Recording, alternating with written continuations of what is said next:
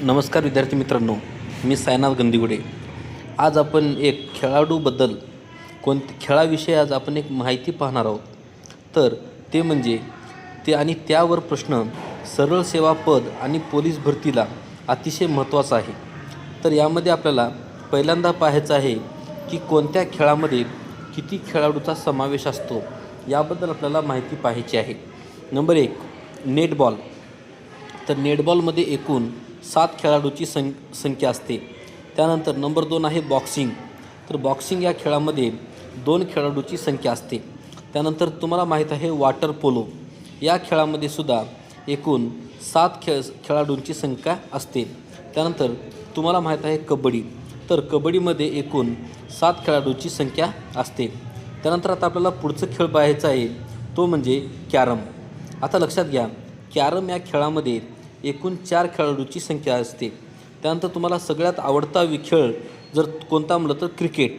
तर क्रिकेट या खेळामध्ये एकूण 11 खेळाडूची संख्या असते. त्यानंतर तुम्हाला माहीत आहे की खो खो. तर खो खोमध्ये एकूण 9 खेळाडूची संख्या असते. त्यानंतर आता आपल्याला पाहायचं आहे की जिम्नॅस्टिक.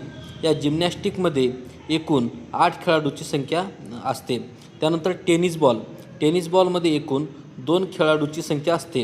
त्यानंतर आता आपल्याला पुढचं पाहायचं आहे की पोलो.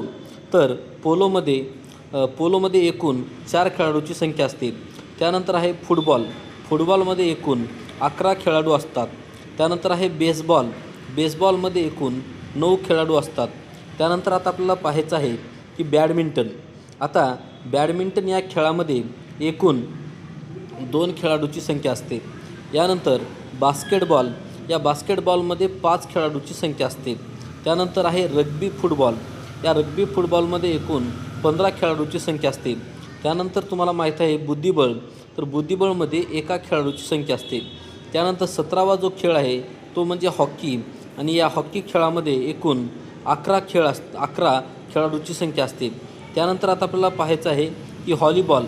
तर विद्यार्थी मित्रांनो, आता आपल्याला व्हॉलीबॉल या खेळामध्ये एकूण 6 खेळाडूची संख्या असते. तर अशा प्रकारे आपण एकूण 18 खेळ आणि त्या खेळामध्ये असणाऱ्या सदस्याची संख्या आपण पाहिलेली आहे. जर विद्यार्थी मित्रांनो हा जर व्हिडिओ तुम्हाला आवडला असेल तर नक्की शेअर करा, सबस्क्राईब करा आणि बेल आयकॉन ऑन करा. धन्यवाद.